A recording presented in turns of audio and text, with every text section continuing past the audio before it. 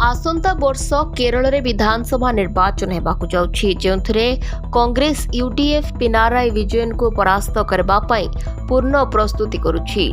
सही समय रे स्वाधीन एजेंसी वोट भाइब एक सर्वे तथ्य शेयर करिछि एवं शशि थरूर को केरल रो यूडीएफ रो मुख्यमंत्री पद पई आगुआ प्रार्थी भाव रे वर्णना करा जायछि। एही तथ्य अनुसार 2026 विधानसभा निर्वाचन में मोट 28.3% उत्तरदाता थरूर को समर्थन करिसेंती।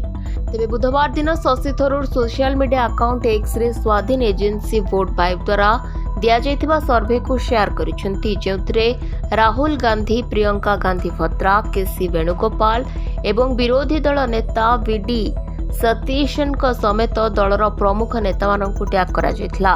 पोस्ट लिखा जायछि एक सांप्रतिक सर्वे दर्शाउछि जे यूडीएफ मेंटरे गोष्ठीवाद जुगरे शशि थरूर केरल निर्वाचन में मुख्यमंत्री पद पर सबुठारु सफल प्रार्थी भाव उभा होइछन्ति। जदिओ केरल में मुख्यमंत्री प्रार्थी को नहीं कांग्रेस पक्षरु कोनोसी प्रतिक्रिया दिया जाय नाही। नवनियुक्त केपीसीसी सभापति सनी जोसेफ कहिछन्ति कांग्रेस निर्वाचन पूर्व केबे भी मुख्यमंत्री प्रार्थी घोषणा करे नाही। निर्वाचन फलाफल पर यह निष्पत्ति नियाजिबो।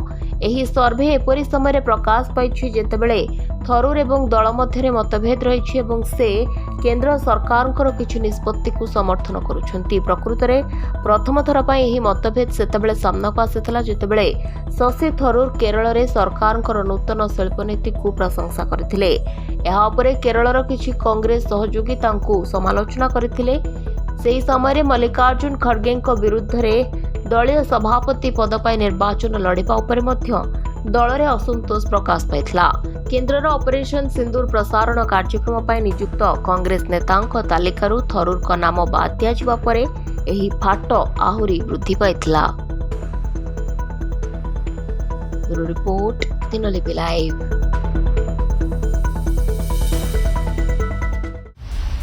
दिनलिपि लाइव को एबे ही लाइक शेयर सब्सक्राइब करंतु।